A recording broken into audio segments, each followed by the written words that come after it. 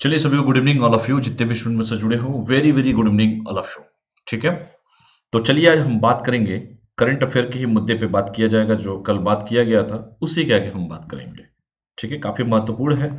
और आप सभी जानते हैं कि परीक्षा की दृष्टि से जितना इम्पोर्टेंट, मैंने कहा भी था कि जितनी भी नियुक्तियां मतलब आयोग होंगे, चाहे मैंने राष्ट्रीय पिछड़ा वर्ग आयोग के बारे में आपको बताया या नाबार्ड के बारे में मैंने आपको बताया, जितने भी आपको बताए गए हैं, और करंट अफेयर तो बेसिकली मैं ले ही रहा हूँ, रोज पर डे क्लासेज हो ही रहे हैं, तो उसके आगे हम कंटिन्यू इसको करेंगे। ठीक है, तो टाइम हो गया, सभी लोग आ जाइए और चलिए हम बात करते हैं करंट अफेयर पे। ठीक है, जितने भी महत्वपूर्ण हो सके, जितना आप लोग को डिलीवर किया जाए जो चीजें, वो हमारे लिए जितने भी परीक्षा की दृष्टि से महत्वपूर्ण होते हैं, वो सारे मुद्दों पे मैं बात करता हूँ। आप सभी लोग जानते होंगे मेरे बारे में। और जो सीरीज चल रही है कि 9 PM पर डे रात को, वो 9 PM वाली क्लासेज चलती रहेंगी। ठीक है, कंटिन्यू चलती रहेंगी। चलिए, तो हम बात करते हैं latest crack UPSC CSC Hindi channel है, यूट्यूब का चैनल है, अनअकैडमी का ही चैनल है, और चैनल में सभी का स्वागत है। इसमें आपको टॉप एजुकेटर मिलेंगे, क्वालिटी कंटेंट मिलेगा, ग्रेट लर्निंग एक्सपीरियंस मिलेगा। और crack UPSC CSC Hindi with us मेरे साथ करिए, लेटेस्ट क्रैक करते हैं, क्योंकि 11 जून को सभी का पेपर भी है 2021 का। और बने रहिए हमारे साथ, मैं हूं, टेंशन लेना छोड़ दीजिए, बाकी पढ़ाई करते रहिए। सबका समग्र जो है करंट अफेयर के माध्यम से जो अपडेट होता है वो मैं आप लोग को बता देता हूँ। चलिए, सब्सक्रिप्शन के बारे में थोड़ा सा जान लेते हैं, उसके बाद क्लास को कंटिन्यू करते हैं। डेली लाइव क्लास मिलेगा, जैसे लाइव क्लास चल रहा है वैसे लाइव क्लास मिलेगा। स्ट्रक्चर कोर्सेज चलेंगे आपके, मतलब प्रॉपर तरीके से चलेंगे। अगर हिस्ट्री है तो हिस्ट्री चलेगा, ज्योग्राफी है तो ज्योग्राफी चलेगा, पॉलिटी है तो पॉलिटी चलेगा, मतलब प्रॉपर तरीके से क्लास आपको देखने को यहाँ पे मिलेगा। लाइव टेस्ट और क्विज मिलेगा। लाइव और टेस्ट और क्विज देखे क्या आप होते हैं, अपनी क्वेरी को दूर कर सकते हैं। टेस्ट और क्विज ये सबसे इंपॉर्टेंट होता है किसी भी परीक्षा के लिए। आपका टेस्ट देते हैं, क्विज देते हैं, तो जो भी आपका जो भी कमियां होती है, उस कमियों को दूर करने का मौका मिलता है, अपने आप को इवेल्युएट करने का मौका मिलता है, और अनलिमिटेड एक्सेस मिलता है। अनलिमिटेड एक्सेस का मतलब क्या होता है कि सपोज दैट मान लीजिए अगर आपने लाइव क्लास नहीं भी कर पाया, तो वो जो लाइव क्लास होगा आपके मोबाइल में स्टोर हो जाएगा, और आप कभी भी चाहे उसको देख सकते हैं, सुन सकते हैं, समझ सकते हैं। तो ये अनलिमिटेड एक्सेस का भी ऑप्शन आपको मिलेगा। ठीक है, ये अनअकैडमी का ऐप है, जिसे गूगल के प्ले स्टोर से या एप्पल के प्ले स्टोर से डाउनलोड कर सकते हैं। तो जो लोग डाउनलोड ना किए हो वो लोग डाउनलोड कर लें। ठीक है, चलिए, ये मेरे बारे में है। मैंने बीटेक कंप्यूटर साइंस से किया है, 5 ईयर का टीचिंग एक्सपीरियंस है मेरा। ऑप्शनल सब्जेक्ट मेरा हिस्ट्री है। मैं आप लोग को हिस्ट्री, पॉलिटी और करंट अफेयर पढ़ाऊंगा। और ये टेलीग्राम का लिंक इसे करते हैं, अनअकैडमी प्रिंस जायसवाल के नाम से टेलीग्राम का लिंक है। जो भी महत्वपूर्ण इन्फॉर्मेशन मुझे देना होता है टेलीग्राम पे मैं शेयर कर देता हूँ। ठीक है, अनअकैडमी प्रिंस जायसवाल के नाम से टेलीग्राम का लिंक है, इसको बराबर फॉलो करते रहिएगा। और मेरे डिस्क्रिप्शन बॉक्स के नीचे भी, क्लास मतलब जो वीडियो के नीचे डिस्क्रिप्शन बॉक्स में टेलीग्राम का लिंक दिया होता है, तो आप लोग वहां से भी हमसे जुड़ सकते हैं। इंडिया के जितने भी टॉप 100 एजुकेटर हैं यूपीएससी सीएससी के फील्ड के, वो सारे एजुकेटर आपको यहीं पे देखने को मिल जाएंगे, इसलिए आप किसी भी एजुकेटर से क्लास ले सकते हैं। सब्सक्रिप्शन के बारे में बात करूं, यूपीएससी सीएससी के सब्सक्रिप्शन के जैसे पॉलिटी, गवर्नेंस एंड आईआर का सब्सक्रिप्शन है, ज्योग्राफी का है, साइंस एंड टेक्नोलॉजी का है, एनसीईआरटी की समरी का है, हिस्ट्री का है, ऑप्शनल कोर्स है, एनवायरमेंट एंड इकोलॉजी का सब्सक्रिप्शन है, आर्ट एंड कल्चर का सब्सक्रिप्शन है, करंट अफेयर है, इंडियन इकोनॉमी है, प्रैक्टिस स्ट्रेटजी है, और आंसर राइटिंग कोर्स है। आप किसी में भी सब्सक्रिप्शन ले सकते हैं। ये देखिए, प्लान के बारे में अगर मैं बात करूं, प्लस प्लान होता है, आइकॉनिक का प्लान होता है। तो जो प्लस प्लान है 6 महीने का, 12 महीने का, 24 महीने का और 36 महीने का होता है। जो 1 ईयर का चार्ज है 49,500 है। ये कोड है PJ01, इसका यूज करेंगे 10% डिस्काउंट हो जाएगा। और 10% डिस्काउंट पर जो चार्ज पे करना है 44,550 आपको पे करना है। दूसरा जो प्लान है आइकॉनिक का प्लान है। आप सभी जानते हैं कि इंडिया बेस्ट एजुकेटर यहाँ पे मिलते हैं, इंटरेक्टिव लाइव क्लासेज मिलेगा आपका, और स्ट्रक्चर्ड कोर्सेज होंगे, एंड पीडीएफ मिलेगा, लाइव टेस्ट एंड क्विज मिलेगा, इसमें पर्सनल कोच मिलेंगे, डेली मेंस क्वेश्चन प्रैक्टिस मिलेगा। ये भी 1 ईयर का है, 2 ईयर का और 3 ईयर का है। जो 1 ईयर का चार्ज है 74,500 है। ये कोड है PJ01, 10% डिस्काउंट, और 10% डिस्काउंट के बाद जब पे करना है 67,050 रुपये पे करना होगा आइकॉनिक के सब्सक्रिप्शन पे। कोड कहीं पर भी यूज कर सकते हैं, किसी भी क्लास में। ये देखिए, बैचेज स्टार्ट हो चुके हैं 8 फरवरी को, जिनको भी लक्ष्य हो 11 जून को पेपर देने का, 11 जून 2021 का, तो वो लक्ष्य जो भी बैचेज हैं इस बैच को ज्वाइन कर सकते हैं। इंग्लिश में भी है, हिंदी में भी है, बाइलिंगुअल में भी है।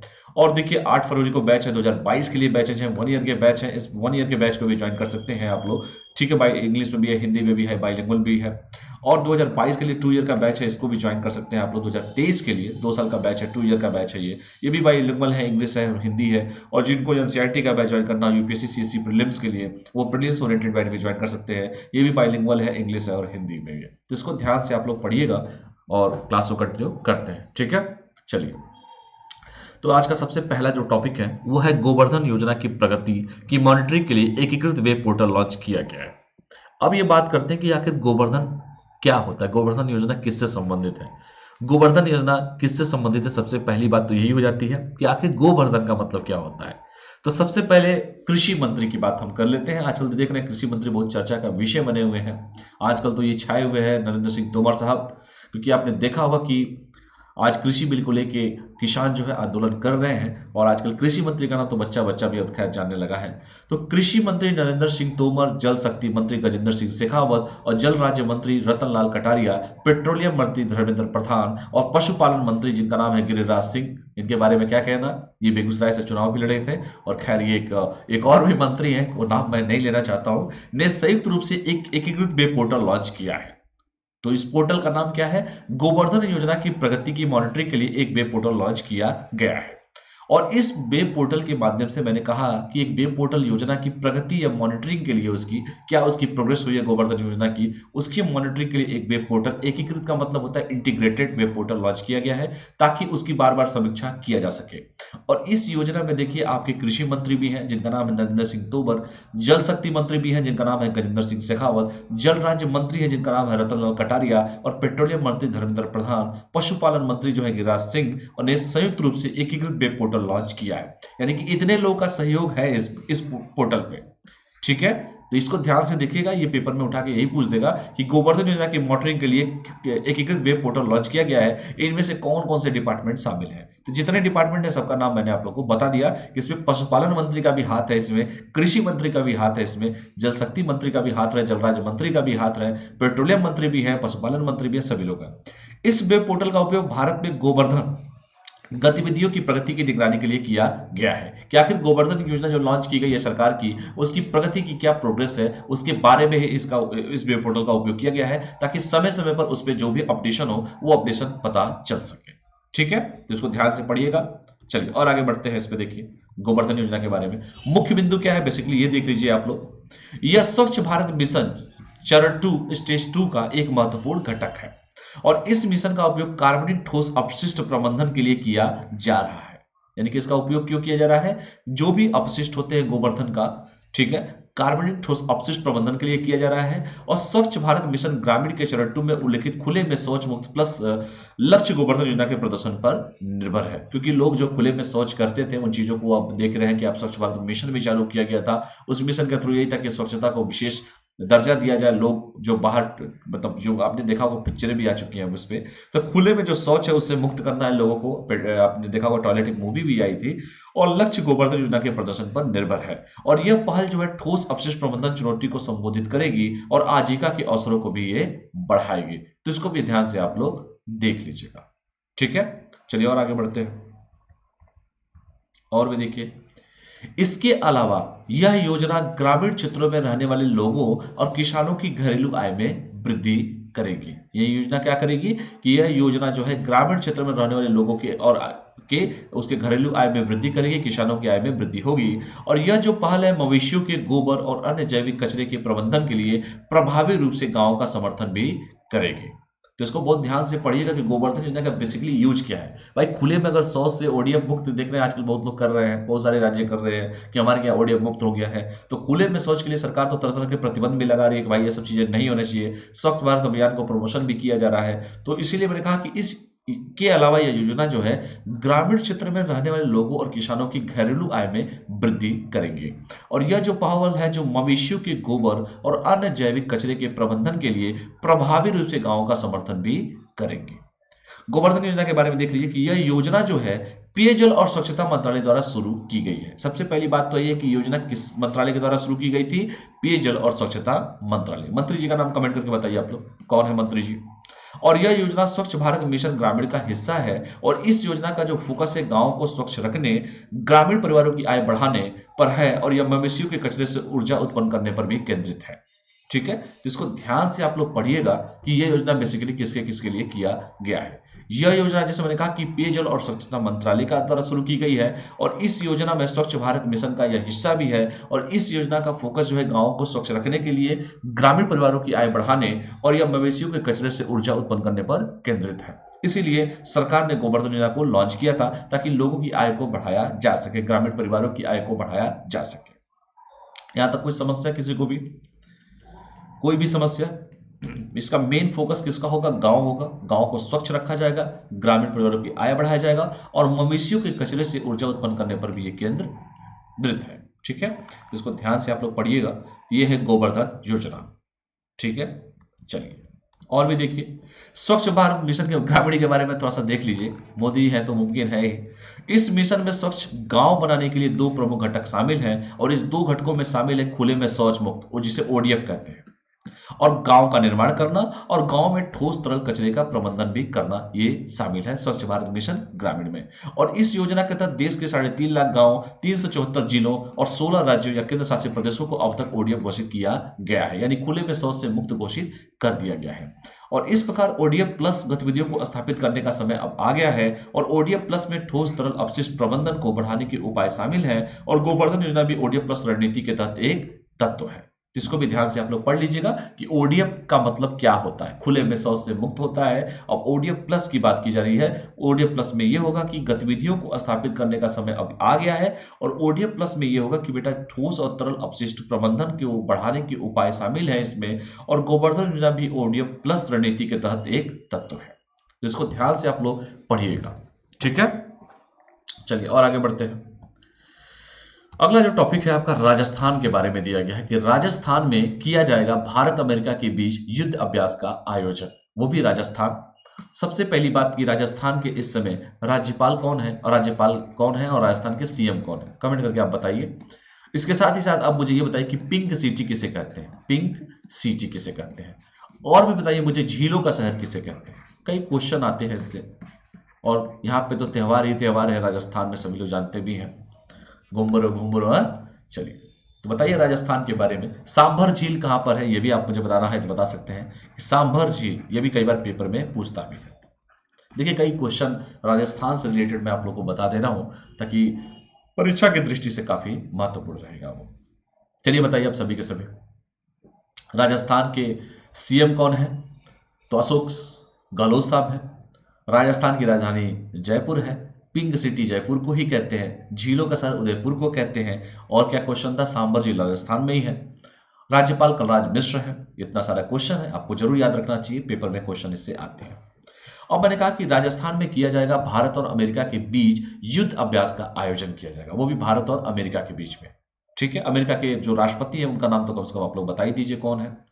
भारत और अमेरिका के संयुक्त सैन्य अभ्यास युद्ध अभ्यास का 16वां संस्करण राजस्थान में 8 फरवरी से शुरू होगा और इसका समापन 21 फरवरी 2021 को हो जाएगा। ये पेपर में पूछा जाता है कि युद्ध अभ्यास किसके किसके द्वारा किया गया है, तो ये युद्ध अभ्यास किया गया है। युद्ध अभ्यास का आयोजन भारत, इंडिया एंड अमेरिका के द्वारा किया गया है। यह अभ्यास भारत पाकिस्तान सीमा के पास आयोजित किया जाएगा ताकि अमेरिका और भारत दोनों साथ जब इस युद्ध अभ्यास में भाग लेंगे और पाकिस्तान के बॉर्डर, पाकिस्तान की सीमा के पास आयोजित किया जाएगा तो थोड़ा वो भी डरेगा दोनों को देख के। ठीक है, और यह भारत और अमेरिका की सेनाओं के बीच सहयोग और इंटरऑपरेबिलिटी को बढ़ाने के उद्देश्य से आयोजित किया जाएगा। जाहिर सी बात है, कुछ हम उनसे सीखेंगे, कुछ वो हमसे सीखेंगे। दोनों लोग, आखिर युद्ध अभ्यास एक साथ क्यों किया जाता है कि भाई आपसे हम कुछ सीखेंगे, दोनों लोग मिलकर प्रॉपर ट्रेनिंग लेंगे ताकि हम जो है सामना दुश्मनों का कर सकें। तो ये भारत और अमेरिका की सेनाओं के बीच सहयोग और इंटरऑपरेबिलिटी को बढ़ाने के उद्देश्य से आयोजित किया जाएगा। कहां पर किया जाएगा, पाकिस्तान की सीमा के पास किया जाएगा। आप मुझे ये बताइए कि जैसलमेर कहां पर है, जैसलमेर कहां पर, बताइए मुझे जैसलमेर कहां पर है, कहां पर है जैसलमेर, कमेंट करके बताइए मुझे। ठीक है, चलिए और देखिए, यह अभ्यास जो होगा आतंकवाद निरोधी कार्रवाई पर भी केंद्रित होगा। देखिए कोई भी देश किसी भी देश के साथ अगर करता है, कोई भी युद्ध अभ्यास करता है, तो जाहिर सी बात है उसका कहीं ना कहीं विजन होता है। कुछ हम उनसे सीखेंगे, वो कुछ हमसे सीखेंगे। तो इनका जो मेन उद्देश्य यही है कि भाई आतंकवाद निरोधी कार्रवाई पर भी केंद्रित होगा, क्योंकि आतंकवाद पूरे देश की सबसे बड़ी समस्या है। कोई भी ऐसा देश नहीं है जो इस आतंकवाद से अछूता पड़ा हो। और आज पूरे ग्लोबल लेवल पर टेररिज्म जो है सबसे बड़ी एक चुनौती है किसी भी देश के लिए, क्योंकि जहां पर आतंकवादी घटनाएं होंगी, जहां पर समस्याएं उत्पन्न होंगी, जहां पर कुछ अगर कुछ भी होते हैं अराजक तत्व, तो वो कभी भी तरक्की नहीं कर सकता है, चाहे वो राज्य हो, चाहे वो जिला हो, चाहे कोई विदेश हो। इसलिए सुकून, शांति, प्रॉस्पेरिटी सभी होना चाहिए। तो आतंकवाद से तो कोई छूटा नहीं है। और ये आतंकवादी निरोधी जो भी गतिविधियां होती हैं कहीं ना कहीं समाज के लिए बहुत ही खतरनाक होती हैं। तो यह अभ्यास जो होगा आतंकवाद निरोधी कार्रवाई पर भी केंद्रित होगा। और इससे पहले जनवरी 2021 में राजस्थान में भारत और फ्रांस की वायु सेनाओं के बीच 5 दिनों का अभ्यास भी आयोजित किया गया था।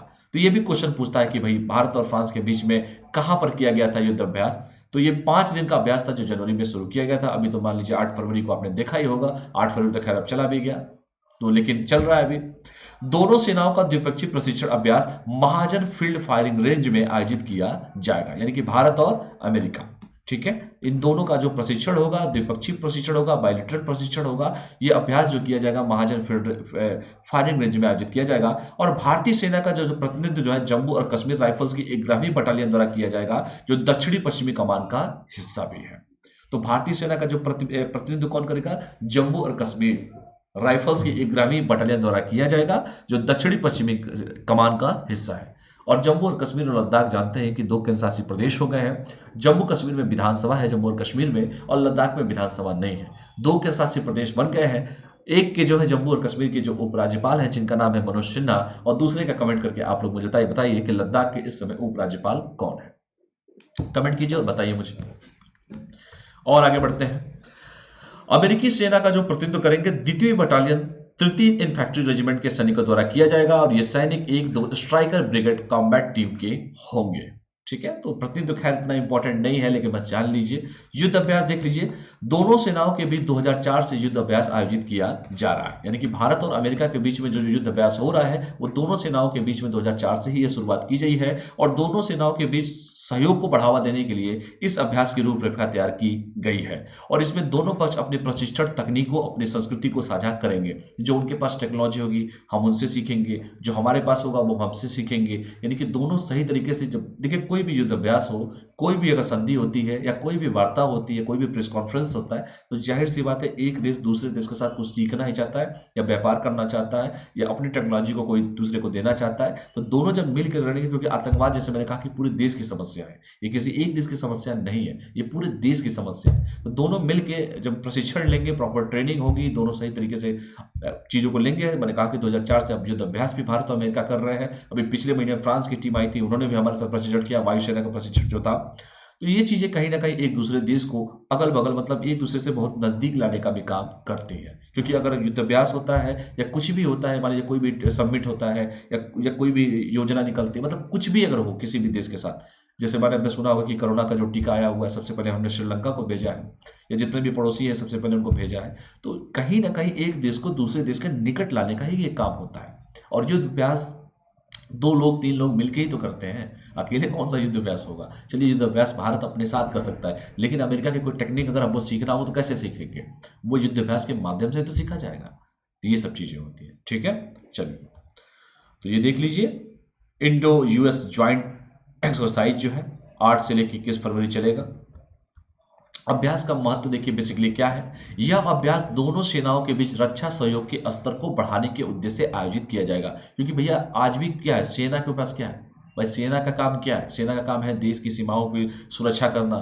और देश की सीमाएं सुरक्षित रहेंगी, आतंकवाद से हम निपटेंगे, तो सारी दुनिया सुरक्षित रहेगी। मतलब भारत के लोग की अगर मैं बात करूं, अगर मान लीजिए चारों तरफ से ये इसमें इंडिया के लोग इसमें रहते हैं, तो यहाँ पर जहां भी देखेंगे सेना लगी हुई है। और सेना एक चारदीवारी की तरह हमारी रक्षा करने का काम भी करती है।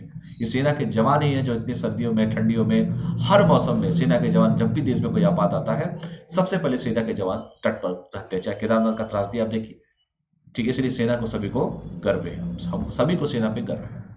तो यह अभ्यास जो है दोनों सेनाओं के बीच रक्षा सहयोग के स्तर को बढ़ाने के उद्देश्य से आयोजित किया जाएगा, और यह बदले में दोनों देशों के द्विपक्षीय संबंधों को भी बढ़ावा देगा। मैंने क्या कहा आपसे कि भारत और इंडिया, जैसे मैंने कहा कि 2004 से ये सब चीजें हो रही है, तो हम आपसे कुछ सीखेंगे, कुछ आप हमसे सीखेंगे। तो इससे क्या होगा, हमारे जो बायलैटरल रिलेशन है वो रिलेशन में क्या होगा, बिल्डअप होगा, रिलेशन भी क्या होगा, मजबूत होगा। इसलिए भारत और अमेरिका दोनों मिलके मजबूती से एक दूसरे का सहयोग भी कर रहे हैं। और यह जो अभ्यास होगा भारत प्रशांत क्षेत्र में भारत की प्रमुख भूमिकाओं को भी दर्शाता है। और चीन के साथ उत्तरी सीमा पर हालिया घटनाओं के संबंध में यह अभ्यास काफी महत्वपूर्ण है। क्योंकि आप लोग जानते ही हैं चीन, वो तो मौका परस्त है, उसको तो सिर्फ और सिर्फ पैसे से मतलब है, उसको सिर्फ और सिर्फ व्यापार से मतलब है, व्यापार से सभी को मतलब है। लेकिन चीन की जो नीतियां हैं, चीन की कौन सी नीतियां हैं आप देख रहे हैं, रिंग ऑफ फायर, मोतियों की माला की तरह हर तरह से घेरने की नीति उसकी है। इंडिया प्रॉमिस चाइना डिलीवर का मतलब यह है कि इंडिया चाइना को यह लगता है कि अगर किसी को अपने पक्ष में मिलाना है तो सिर्फ पैसा देके उसका मुंह बंद कर दो। आज पूरा का पूरा पाकिस्तान का बिजनेस जो है, पूरा का पूरा जो पाकिस्तान जो है गिरवी रखा है चाइना के पास। क्यों कि चीन पाकिस्तान आर्थिक कॉरिडोर में सबसे ज्यादा जो पैसा लगा हुआ है वो चाइना का ही लगा हुआ है। और मजे की बात है कि समस्या हमारे लिए क्रिएट कर दिया कि ये पीओके से होकर गुजरता है, पाकिस्तान ऑक्युपाइड कश्मीर, और पीओके से गुजरता है, तो कहीं ना कहीं हमारे लिए एक सुरक्षा की दृष्टि से कहीं ना कहीं हमारे लिए खतरनाक भी है, क्योंकि हम दोनों पे भरोसा नहीं कर सकते। इसलिए चीन की बढ़ती हुई ताकत को देखते हुए हमें भी अपनी ताकत को मजबूत करना पड़ेगा। ठीक है, तो चीन के साथ उत्तरी सीमा पर हालिया घटनाओं के संबंध में भी यह अभ्यास काफी महत्वपूर्ण हो गया। आपने देखा होगा डोकलाम का विवाद हुआ था, दोनों सेना, उनकी भी सेना हमारी भी सेना इतने महीनों तक डटी हुई थी, लेकिन हमने उनसे बात किया, संवाद किया, और वाद और संवाद करके ही मामले को सॉर्ट आउट करने की भी कोशिश किया गया। इसलिए किसी के बीच में, चाहे भारत और फ्रांस ने, हमने कहा कि जैसे कि जो वायु जहाजों का हमने प्रशिक्षण लिया, ठीक है, और मैंने कहा कि जैसे भारत और अमेरिका 2004 से दोनों एक दूसरे से द्विपक्षीय प्रशिक्षण ले रहे हैं, दूसरे द्विपक्षीय युद्ध अभ्यास कर ही रहे हैं, तो उनसे कुछ हम सीखेंगे, हमसे वो कुछ सीखेंगे। ठीक है, दोनों का संबंध भी मजबूत होंगे, क्योंकि एक देश दूसरे देश के हक में, खेल का मतलब क्या होता है पहले तो ये बताइए। खेल मान लीजिए भारत की टीम खेलती है, अमेरिका की टीम खेलती है, सॉरी ऑस्ट्रेलिया की टीम खेलती है, उससे क्या होता है, एक दूसरे से लोग निकट आते हैं। वैसे युद्ध अभ्यास है आपका, युद्ध अभ्यास होगा, एक साथ मिलकर एक्सरसाइज करेंगे, तो दोनों के बीच में क्या होगा, संबंधों में क्या होगी, मधुरता आएगी। संबंधों में मधुरता आएगी तो जाहिर सी बात है, बार बार मैं कहता हूं कि सारा खेल तो व्यापार का है, चाहे ट्रेड हो, चाहे किसी भी सेक्टर्स में आप देखेंगे, वो मधुरता हर जगह काम भी देती है। आपने देखा होगा भारत और पाकिस्तान हमेशा जब टीम क्रिकेट का टीम होता है तो लोग बड़ा उत्सुक होकर देखते हैं, क्योंकि भारत और पाकिस्तान का मैच जब होता है तो, ठीक है, क्योंकि मधुरता के लिए ही क्रिकेट होती है, या फुटबॉल होता है, या कोई भी गेम किसी के साथ खेला भी जाता है, क्योंकि संबंधों को निकट लाने का एक सबसे अच्छा जरिया माना जाता है। संवाद बहुत जरूरी है, और ये संवाद ही एक दूसरे को निकट लाने का काम भी करती है। इसको ध्यान से पढ़िएगा आप लोग। अगला जो टॉपिक है आपका, 4 फरवरी विश्व कैंसर दिवस मनाया गया है। और आप जानते हैं कि इस समय देश में कैंसर की समस्या कितनी घातक समस्या हो गई है, बताऊंगा, अभी उसका डेटा बताऊंगा। और कहीं ना कहीं ये पूरे विश्व के लिए एक बहुत ही खतरनाक समस्या है, और इस समस्या से सभी को निजात भी दिलाना है। आपने देखा होगा कि सुप्रीम कोर्ट ने बार बार कहा कि अगर सिगरेट का कोई रैपर है तो कम से कम उसमें 80 से लेकर 85% तक उसका प्रचार बताइए, और बताइए कि ये सिगरेट पीने लाभ, स्वास्थ्य के लिए लाभदायक तो है ही नहीं, हानिकारक है, लिखिए। विज्ञापन के लिए भी सुप्रीम कोर्ट ने बार बार बोला है, लेकिन लोग हैं कि मानते नहीं है सब चीज़ों को। आप पिक्चर हॉल में भी जाते हैं, मूवी हॉल में भी, अब तो खैर देख ही रहे हैं, कोरोना में तो खैर पिक्चर हॉल भी बंद था, तो उस पर भी पहले ऐड 2-4 आते भी हैं, लोगों को बताया जाता है, तो लोग लगता है कि एकदम भूल चुके हैं उन चीज़ों को। ठीक है, तो 4 फरवरी का वो दिन है जो दिन को विश्व कैंसर दिवस के रूप में मनाया जाता है। तो चलिए इसके बारे में हम लोग बात कर लेते हैं। प्रतिवर्ष 4 फरवरी को विश्व कैंसर दिवस के रूप में मनाया जाता है। वो दिन कौन सा है, 4 फरवरी। और इस दिवस का उद्देश्य यही है कि शिक्षा तथा जागरूकता द्वारा लोगों के जीवन की रक्षा के लिए कार्य करना, क्योंकि जीवन सबसे बहुमूल्य है। भगवान ने आपको धरती पे भेजा है तो किसी न किसी उद्देश्य के लिए भेजा है, और कोई व्यक्ति अपने जीवन को बर्बाद कर रहा है तो कहीं ना कहीं वो अपने और अपने परिवार के लिए, अपने समाज के लिए कहीं ना कहीं वो घातक हो रहा है। क्यों? क्योंकि उसके पीछे एक व्यक्ति से उसका पूरा का पूरा परिवार जुड़ा होता है। एक व्यक्ति के सेंटर में ना जाने कितने लोग होते हैं, ये सेंटर ऑफ मास होता है एक व्यक्ति, क्योंकि उसी का पूरा परिवार उसी पे केंद्रित रहता भी है।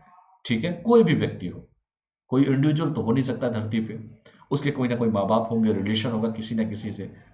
तो इस देश में कहने का मतलब यह है कि कैंसर एक बहुत ही घातक बीमारी है, और ये कैंसर जो है, जैसे मैंने कहा कि शिक्षा तथा जागरूकता के द्वारा ही लोगों के जीवन की रक्षा के लिए कार्य किया जा सकता है, लोगों के जीवन में चेंजिंग की जा सकती है। मैं बार बार कहता हूँ कि जिस दिन लोग इन चीज़ों को जान गए, और आजकल तो खैर समस्या है, तो एक और पहलू देखेंगे कि लोग, शिक्षित लोग भी इसका बहुत ज़्यादा सेवन भी करते हैं, शौक के लिए भी लोग कर रहे हैं। खास करके मैं इसकी अगर बात करूँ, सिगरेट की बात करूँ, वाइन की बात करूँ, क्योंकि शरीर के लिए इतना अच्छी बात तो है नहीं है। अब तो ई सिगरेट के लोग भी आदी हो चुके हैं, तो कहीं ना कहीं वो समस्याएं उनके जीवन में आएंगी, और उन समस्याओं से निवारण ही दिवाना सभी का काम होता है। ठीक है, चलिए, तो विश्व में कैंसर का क्या प्रभाव है, थोड़ा सा कैंसर के बारे में देख लेते हैं कि 2000, मैं सिर्फ और सिर्फ सिगरेट की बात किया मैंने, यहाँ पे धूम्रपान की मैंने प्रोस्पेक्टस से आपको चीजें बताने की कोशिश किया है। कैंसर दिवस तो चलिए ठीक है, वो तो अलग है, कैंसर का एक विषय, लेकिन मैं धूम्रपान की यहाँ पे बात किया हूँ, अदरवाइज कुछ और ना समझिएगा आप लोग। ठीक है, क्योंकि मेरे कहने का मतलब है कि सिर्फ एक व्यक्ति है, अगर मान लीजिए कोई भी समस्या उसको होती है, तो उससे ना जाने कितने लोग इससे जुड़े होते हैं, कितनी उम्मीदें इन लोगों से जुड़ी होती है, ये मेरे कहने का मतलब है। मान लीजिए व्यक्ति ये है, इससे देखिए कितने लोग जुड़े हैं, इससे ए भी जुड़ा होगा, बी भी जुड़ा होगा, सी भी जुड़ा होगा, डी भी जुड़ा होगा, ई होगा। विश्व में कैंसर का क्या प्रभाव देखिए, 2018 में कैंसर के मामले बढ़कर 18.1 मिलियन तक पहुंच गए हैं, जबकि कैंसर से मरने वाले लोगों की संख्या 9.6 मिलियन तक पहुंच गई है, और 1 मिलियन में 10 लाख लोग होते हैं, सभी लोग जानते भी हैं। जीवन में औसतन 5 में से 1 पुरुष को तथा 6 में से 1 महिला को कैंसर होता है, बताइए। अगर ऐसी समस्या होगी तो बताइए आने वाले समय के लिए कितना घातक होगा ये। और कैंसर का 8 में से 1 पुरुष की मृत्यु, तो 11 में से 1 महिला की मृत्यु कैंसर से होती है, यानी कि पुरुष की ज्यादा होती है, महिला कम होती है। इसलिए बेटा जिंदगी में कल भी बताया भी था आप लोग को, योगा के बारे में बताऊंगा मैं। योगा डे मनाया जाता है, आप लोग सभी लोग जानते हैं 21 जून को मनाया जाता है। और जीवन में इन चीज़ों का बड़ा ही महत्व है, इन चीज़ों के बारे में भी कभी सीखिए, ठीक है। और एकदम स्वस्थ रहिए, स्वस्थ मन शरीर रहेगा तो स्वस्थ आपका मन भी रहेगा। स्वस्थ मन में स्वस्थ अगर शरीर रहता है अच्छा, तो आपका मन भी अच्छा रहेगा। इसलिए अपने शरीर पे ध्यान दीजिए, और ये जो कैंसर जैसी घातक जो बीमारी है, उस बीमारी से सभी लोग निजात पाइए, ठीक है। चलिए और आगे बढ़ते हैं। विश्व कैंसर दिवस 4 फरवरी। भारत में कैंसर से पीड़ित लोगों की संख्या 2.2 मिलियन है, और 1 मिलियन में कितने लाख होते हैं सभी लोग जानते भी होंगे। 1 मिलियन में 10 लाख होते हैं। और भारत में हर वर्ष 1 लाख लोग कैंसर के नए मामले आते हैं। बताइए, कैंसर के 1 लाख मामले आते हैं, ठीक है। और 2018 में कैंसर के कारण लगभग 7 लाख लोगों की मृत्यु हुई थी। ये बताइए देश की कितनी बड़ी समस्या है कि सोचिए कि 18 में कैंसर का लगभग 7 लाख लोगों की मृत्यु कैंसर से होती है।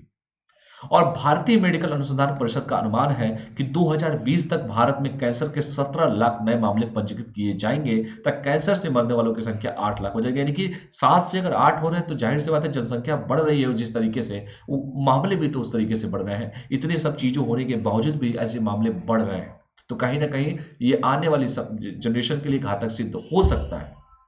2018 में जैसे मैंने कहा कि 7 लाख लोगों की मृत्यु हुई थी, और जैसे मैंने कहा कि 2020 में भारत में 17 लाख नए मामले पंजीकृत किए गए हैं, और कैंसर से मरने वालों की संख्या 8 लाख के करीब हो सकती है। यदि कैंसर से लड़ने के लिए उचित कदम नहीं उठाए गए तो कैंसर से प्रभावित लोगों की संख्या 2040 तक 30 मिलियन तक पहुंच सकती है। इसलिए कैंसर जैसी घातक बीमारी से बचने के उपाय पर बात करनी चाहिए। और जो मैंने कहा कि धूम्रपान जो है, इसको सभी लोग त्यागिए, बहुत अच्छी चीज नहीं है। शौक के लिए मत पीजिए, ये आपके और आपके परिवार के लिए बहुत ही हानिकारक है। बस मेरे कहने का मतलब यही है, ठीक है। चलिए अगला जो टॉपिक है आपका, वाणिज्य मंत्रालय कर रहा है उद्योग मंथन। आजकल तो देख ही रहे हैं, बजट पेश हुआ है, सभी लोग को बताया भी था बजट के बारे में। तो ये सब देखिएगा, उद्योग मंथन का आयोजन कर रहा है वाणिज्य मंत्रालय के द्वारा किया जा रहा है उद्योग मंथन का आयोजन। सबसे पहली बात कि वाणिज्य मंत्री कौन है। सबसे पहली बात तो यही है कि इस समय देश की सबसे पहले मुझे यह बताइए कि देश की वित्त मंत्री कौन है। वित्त मंत्री और वित्त राज्य मंत्री, 2 मंत्री होते हैं, 2 तरह के मंत्री होते हैं, सभी लोग जानते भी हैं। एक होते हैं वित्त मंत्री और एक होते हैं वित्त राज्य मंत्री। कमेंट करके मुझे बताइए आप लोग। तो वाणिज्य मंत्रालय जो है उद्योग मंथन का आयोजन कर रहा है, ठीक है, वाणिज्य मंत्री। और मैंने बजट के बारे में भी आपको बताया कि 1 फरवरी को बजट पेश किया गया, पेपरलेस बजट था। एक ऐप भी लॉन्च किया गया था। कमेंट करके बताइए उस ऐप का नाम क्या है। और बजट के बारे में मैंने यह भी बताया था कि 1 फरवरी को ही क्यों बजट पेश किया जाता है। तो ये भी बताया था कि 1999 के पहले, एक बार और बता देता हूं, बजट जो पेश किया जाता था जो महीने के मतलब फरवरी महीने के आखिरी दिन पेश किया जाता था, शाम को 5 बजे। आखिरी दिन शाम को 5 बजे। फिर 1999 के बाद हुआ ये कि 1999 के बाद बजट जो पेश किया जाने लगा वो किया गया है सुबह, मतलब महीने के आखिरी दिन तो रहेगा ही, फरवरी का आखिरी दिन कुछ भी हो, जो आखिरी दिन से मतलब था, लेकिन उसका टाइमिंग बदल दिया गया, वो दिन में 11 AM कर दिया गया। फिर मोदी जी 2014 में सत्ता में आए, उन्होंने कहा ना 2016 से जो बजट अब पेश होगा 1 फरवरी से होगा, हम महीने के आखिरी दिन में सब काम नहीं करना चाहते, हम महीने के पहले दिन में सब होगा। तो इसलिए 1 फरवरी को वित्त मंत्री के द्वारा बजट पेश किया जाता है, मॉर्निंग में किया जाता है, ठीक है। तो इसको ध्यान दीजिएगा। और मैंने कहा कि इस बार का बजट जो पेश हुआ है पेपरलेस बजट था, अच्छी बात है। और एक ऐप भी लॉन्च किया गया था, उस ऐप का नाम बताइए वित्त मंत्री के द्वारा, ये पेपर में जरूर पूछा जाएगा। तो वाणिज्य मंत्रालय जो है उद्योग मंथन का आयोजन कर रहा है, और उद्योग मंथन के तहत वेबिनार की एक श्रृंखला आयोजित की जा रही है। और यह जो वेबिनार होगा फार्मा क्षेत्र और इलेक्ट्रॉनिक क्षेत्र सहित लगभग 45 क्षेत्रों पर ध्यान केंद्रित कर रहा है। यानी कि जो वेबिनार होगा वो वेबिनार क्या करेगा, फार्मा सेक्टर्स में और इलेक्ट्रॉनिक सेक्टर सहित लगभग 45 क्षेत्रों पर ध्यान केंद्रित कर रहा है। उद्योग मंथन के तहत वेबिनार का आयोजन सभी प्रमुख विनिर्माण क्षेत्रों और सेवा क्षेत्र में गुणवत्ता और उत्पादकता पर ध्यान देने के लिए किया जा रहा है। यानी कि जो उद्योग मंथन होगा उसका बेसिकली प्रयोग क्या होगा, उसके तहत वेबिनार का जो आयोजन किया जाएगा वो सभी प्रमुख विनिर्माण क्षेत्रों और सेवा क्षेत्रों में गुणवत्ता और उत्पादकता पर ध्यान देने के लिए किया जा रहा है। तो इसको ध्यान से आप लोग पढ़िएगा कि वाणिज्य मंत्रालय क्या कर रहा है। जैसे मैंने उद्योग मंथन का आयोजन, तो ये उद्योग मंथन क्या है? उद्योग मंथन बेसिकली वेबिनार का आयोजन सभी प्रमुख विनिर्माण क्षेत्रों और सेवा क्षेत्रों में गुणवत्ता और उत्पादकता पर ध्यान देने के लिए किया जा रहा है। इसको ध्यान से आप लोग देखिएगा। और भी देखिए, department of commerce, ministry of commerce and industries, government of India. और भी देखिए, आगामी वेबिनार में उद्योग मंथन विभिन्न क्षेत्रों जैसे फार्मा सेक्टर्स है, close circuit camera, medical device, electronic system design और विनिर्माण को कवर करेगा। और यह नवीन और नवीनीकरण ऊर्जा, एरोस्पेस, रोबोटिक्स और रक्षा पर भी ध्यान केंद्रित करेगा। और यह आगे चलकर सभी प्रक्रियाओं की गुणवत्ता पर ध्यान केंद्रित करेगा, जो आत्मनिर्भर भारत के विजन को साकार करने में महत्वपूर्ण सिद्ध होगा। आजकल देख रहे हैं सरकार भी वैसे भी आत्मनिर्भरता की बात कर रही है, आत्मनिर्भर भारत की बात की जा रही है। तो कहीं ना कहीं आत्मनिर्भर भारत का मतलब क्या है कि भाई अपने आदमी खुद आत्मनिर्भर बने, किसी के ऊपर डिपेंड ना रहे, खुद का अपना काम करे। ठीक है, तो यह नवीन और नवीनीकरण ऊर्जा, एरोस्पेस के क्षेत्र में, रोबोटिक्स के क्षेत्र में और रक्षा पर भी ध्यान केंद्रित करेगा। और ये आगे चलकर जैसे मैंने कहा कि सरकारी प्रक्रियाओं की गुणवत्ता पर ध्यान केंद्रित करेगा, क्योंकि बहुत जरूरी है सरकारी प्रक्रियाओं की गुणवत्ता। क्योंकि सरकारी प्रक्रियाएं जो है, मैं क्या बोलूं, खैर एक मैं आप लोगों से गुजारिश करूंगा कि एक वो आया है, वेब सीरीज आया है, कागज। ठीक है, जिसमें आपके ये जो क्या नाम है उनका, कालीन भैया जो है, जिनका नाम कौन सा, त्रिपाठी है, गोपालगंज के हैं, बिहार के, बहुत अच्छा। वो कागज जरूर आप लोग देखिएगा, मैं सारे स्टूडेंट से कहता हूँ उसको देखिए आप लोग। मैं क्यों कह रहा हूँ ये बात कि ये कागज क्यों देखिए, ये कहना नहीं चाहिए हालांकि, लेकिन मुझे लगता है कि जितने भी स्टूडेंट हैं कृपया एक बार जरूर देखिएगा उसको। उससे बड़ा कॉन्सेप्ट आपका क्लियर, बहुत सी चीजें आपको सीखने को आएगी ब्यूरोक्रेट्स के पॉइंट ऑफ व्यू से। ब्यूरोक्रेसी में बड़ा काम आएगा कि जिस ब्यूरोक्रेसी को आप लोग समझते हैं कि इतना अच्छा होता है, और वही लोग हर साल सेलेक्ट होकर जाते हैं ब्यूरोक्रेसी में। आप लोग भी जाएंगे सेलेक्ट होकर ब्यूरोक्रेसी में। और ऐसा क्या हो जाता है कि जो स्टूडेंट तैयारी करके जाते हैं, सेलेक्ट होकर जाते हैं, फिर उनका अपना ही नजरिया बदल जाता है। इस कागज जो शब्द, जो मैंने कहा कि जो शब्द का नाम ही, जो सीरीज का नाम है कागज, एक मूवी टाइप का है समझिए एक तरह से कागज, मैंने भी एक दिन बीच में देखा था। तो मैं रणनीति में चर्चा करूंगा जिस दिन, उस दिन भी मैं आप लोगों को बताऊंगा ये बातें। एक बार याद आ गया वो चीजें, मैंने कहा कि यही बता दूं। वो कागज में आप उसको देखिएगा, पहले मैं पूरा क्लू नहीं बता पाऊंगा, पूरा डिटेल नहीं बताऊंगा। एक आदमी, जो मैं कहता हूं रणनीति, जो कहते हैं ना बार बार, यूपीएससी की रणनीति क्या होनी चाहिए, UPSC union public service commission, ये सर्विस की जो बात आती है, सेवा की जो भाव आती है, आखिर ऐसा क्या हो जाता है कि जो लोग सिलेक्ट होने के बावजूद वहां पर जाते हैं और वो लोग इतना आम आदमी को परेशान करते हैं। मैं ये नहीं कर रहा हूं कि सभी लोग ऐसा करते होंगे, लेकिन हाँ कुछ ऐसा है, ऐसा देखा जाता है बार बार ब्यूरोक्रेसी में। वो सारी चीजें वो आपकी आंखें खोल के रख देगा। वो कागज जब आपने देखेंगे, वो कागज बेसिकली एक मूवी के टाइप समझिए, एक तरह से पड़ा हुआ है, उसको जरूर देखिए। वाकई में मतलब आपकी सारे कॉन्सेप्ट को क्लियर कर देगा। जैसे पिपली लाइट था, वैसे कागज है। और मैं सारे स्टूडेंट से कहता हूँ कि आप लोग जरूर उसको देखिएगा। उसको देख के आपको आश्चर्य होगा और आप सोचने पे मजबूर हो जाएंगे, क्या ऐसा भी होता है ब्यूरोक्रेसी में। वो सब दिखाएगा उसमें। उससे एकदम ग्रामीण, जो भारत, जैसे मैं बार बार कहता हूँ कि भारत गांव का देश है, वो गांव का देश तो जरूर है भारत। 65% जनसंख्या गांव में जरूर रहती है, लेकिन गांव में सच को सच दिखाना कितना कठिन हो जाता है एक आम आदमी को, ये सारी चीजें उसमें दिखाया गया है उस कागज में। उसको जरूर आप लोग देखिएगा। और ये सब चीजें खैर नहीं बोलना चाहिए इस पब्लिक प्लेटफॉर्म पे, लेकिन मैं बोल रहा हूं, आप जरूर देखिए उसको। और ये आगे चलकर सरकारी प्रक्रियाओं की गुणवत्ता पर ध्यान केंद्रित करेगा, क्योंकि सरकारी जो प्रक्रियाएं हैं उसकी गुणवत्ता की जांच करना बहुत जरूरी है, और समय समय पर उसका निरीक्षण करना भी बहुत जरूरी है। क्योंकि सरकारी नौकरी तो सभी को चाहिए, सरकारी पेंशन सभी को चाहिए, सब कुछ सरकारी चाहिए, लेकिन जनता की सेवा भी सही तरीके से अगर करें, क्योंकि ये जनता ही है जिसके टैक्स के पैसे से ये लोगों को वेतन मिलता भी है। तो ये आगे चलकर सरकारी प्रक्रियाओं की गुणवत्ता पर ध्यान केंद्रित करेगा, जो आत्मनिर्भर भारत के विजन को साकार करने में महत्वपूर्ण सिद्ध होगा। क्योंकि आत्मनिर्भरता की बात की जा रही है, सरकार जिस आत्मनिर्भरता की बात आज कर रही है, वो काम तो हमारे गांधी जी बहुत पहले करते थे। वो बार बार मैं वही स्टेटमेंट दूंगा कि सूद काटने से और चरखा चलाने से, ठीक है, सूद काटने से और चरखा चलाने से देश की गरीबी को तो दूर नहीं कर सकता, लेकिन लोगों में आत्मस्वावलंबन की भावना पैदा जरूर की जा सकती है। ठीक है, तो ये जब चीजें आप देखिएगा, कहीं ना कहीं ये निबंध में सब चीजें आएंगी। और इससे मैं हमेशा यूपीएससी का नेट से पूछने का तरीका देखिए कितना डिफरेंट हो गया है। कुछ भी पूछ देगा वो। तो ये सब पारंपरिक तरीके से मत पढ़िए, अपने जो पढ़ते हैं उसको एक्सप्लोर करते चलिए। कहीं से भी कोई भी क्वेश्चन आ सकते हैं। आजकल तो पेपर से तो हिंदू से देखिए कितने क्वेश्चंस बन जा रहे हैं, तो इस बात को ध्यान दीजिएगा। चलिए और आगे बढ़ते हैं। यह वेबिनार 4 जनवरी 2021 को शुरू किया गया था और 4 सप्ताह के अंतराल पर विभिन्न क्षेत्रों जैसे खिलौनों, चमड़ा, फर्नीचर और ड्रोन पर 18 वेबिनार आयोजित किए गए हैं। और इस तरह के वेबिनार उत्पादों की गुणवत्ता और विशिष्ट क्षेत्र में उत्पादकता से संबंधित मुद्दों पर गहराई से प्रकाश डालते हैं। इसको देखिएगा आप लोग, हर सेक्टर में सरकार कोशिश तो कर रही है। उद्योग मंथन क्या है? यह एक मैराथन है, जैसे आप लोगों का मैराथन लिया जाता है, जो विशिष्ट क्षेत्र वेबिनार पर केंद्रित होता है। और यह वेबिनार भारतीय उद्योग में गुणवत्ता और उत्पादकता को बढ़ाने देने पर केंद्रित है, क्योंकि जब हमारी गुणवत्ता क्वालिटी अच्छी होगी, जब हमारे उद्योग धंधे अच्छे तरीके से चलेंगे। अब तो वैसे ही देख रहे कोरोना महामारी में उद्योग धंधों का क्या हाल बेहाल हो गया, बड़ी बड़ी कंपनियां तक बंद हो गई, लोगों के रोजगार तक छिन गए। लेकिन उसको मेन स्ट्रीम में लाने के लिए थोड़ा समय तो जरूर लगेगा, लेकिन हम लोग उसको करेंगे।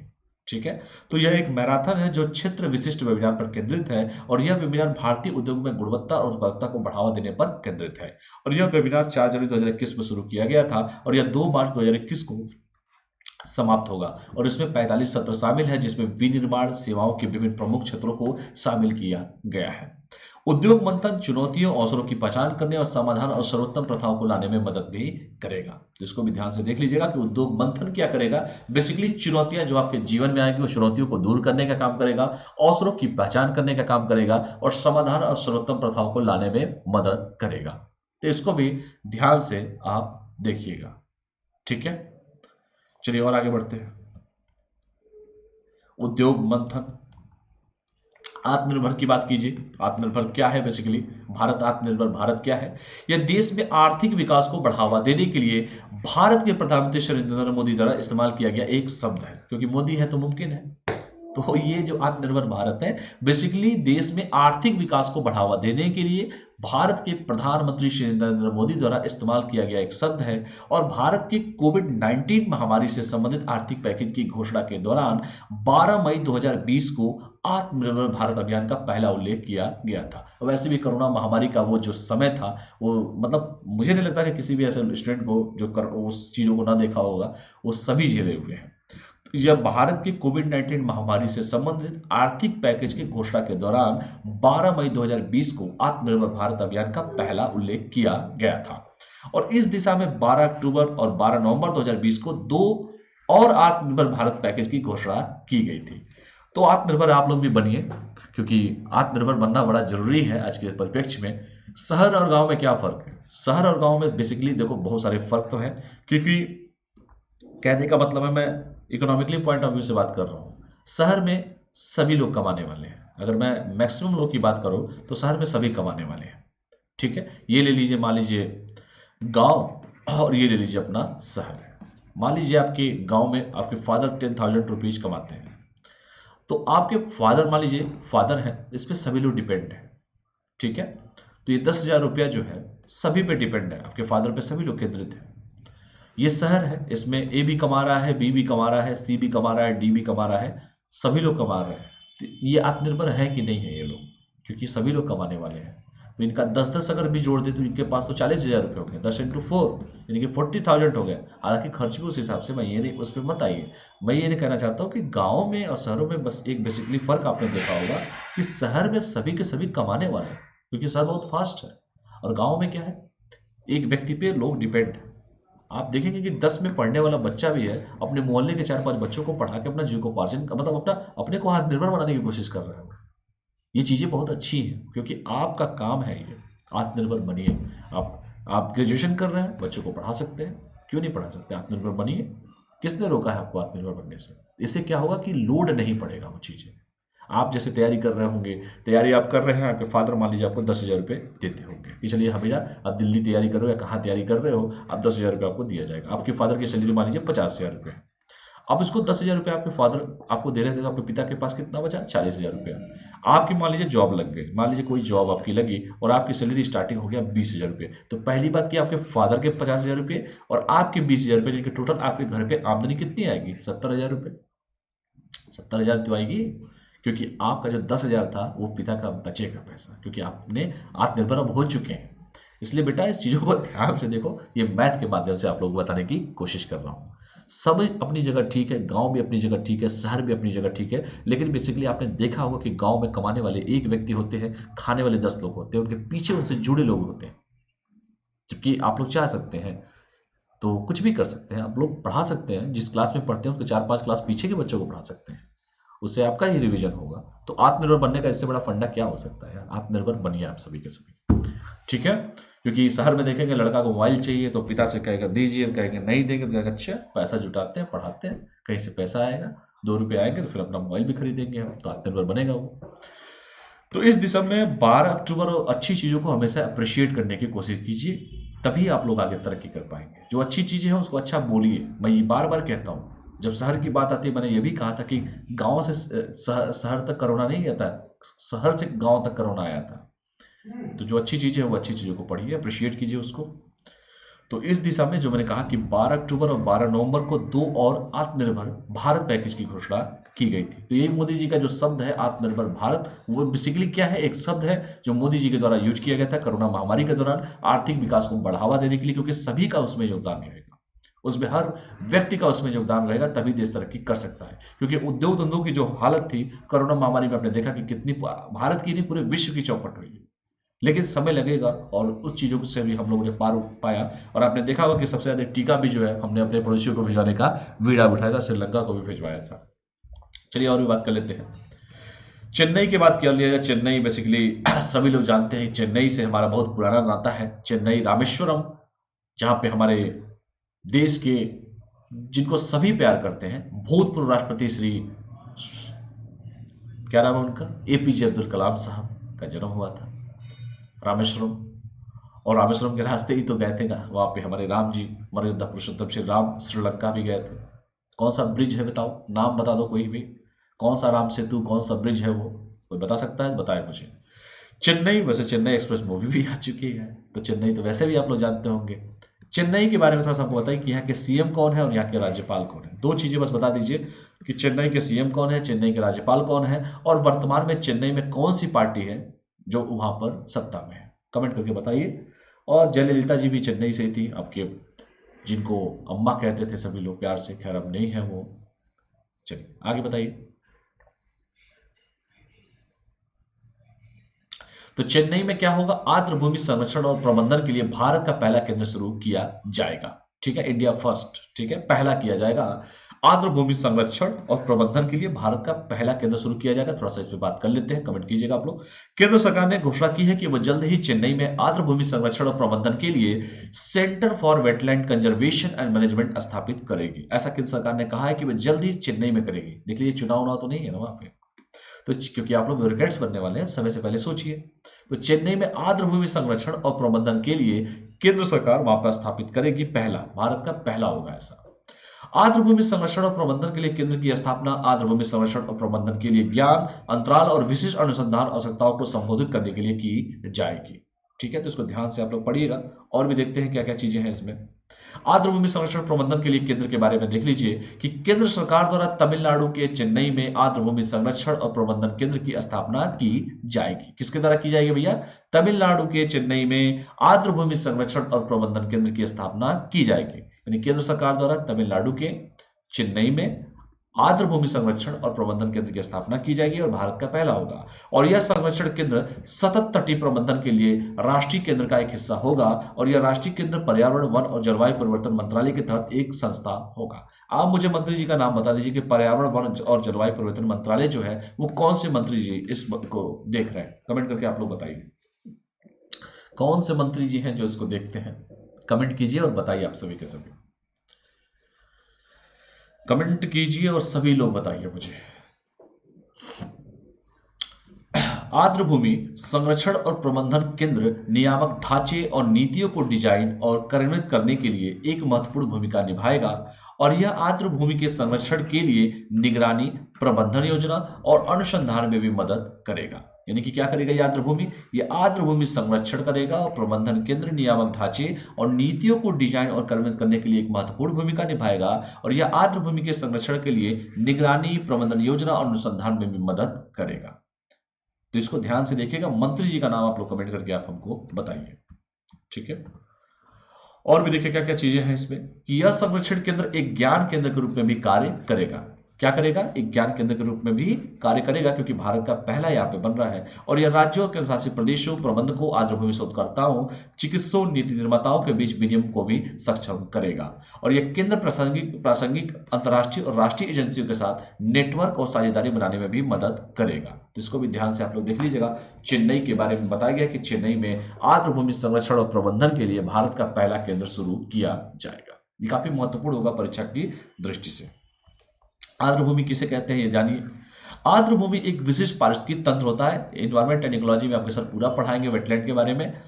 आर्द्रभूमि क्या होती है? एक विशिष्ट पारिस्थितिकी तंत्र होता है जो पानी से भर जाता है, और वे तो अस्थायी रूप से या मौसमी रूप से पानी से भर जाते हैं। ऐसे पारिस्थितिक तंत्रों में ऑक्सीजन मुक्त प्रक्रियाएं बल होती है।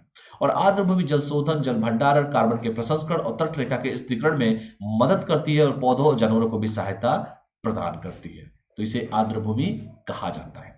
तो आर्द्रभूमि क्या होता है बेटा? एक विशिष्ट पारिस्थितिकी तंत्र होता है जो पानी से भर जाता है। वे या तो अस्थायी रूप से या मौसमी रूप से पानी से भर जाते हैं, या ऐसे पारिस्थितिक तंत्रों में ऑक्सीजन मुक्त प्रक्रियाएं बल होती हैं। आर्द्रभूमि जो होता है जल शोधन, जल भंडारण, कार्बन के प्रसंस्करण और तट रेखा के स्थिरीकरण में मदद करती है, और यह पौधों और जानवरों को भी सहायता प्रदान करती है। पेपर में हर साल पूछा जाता भी है।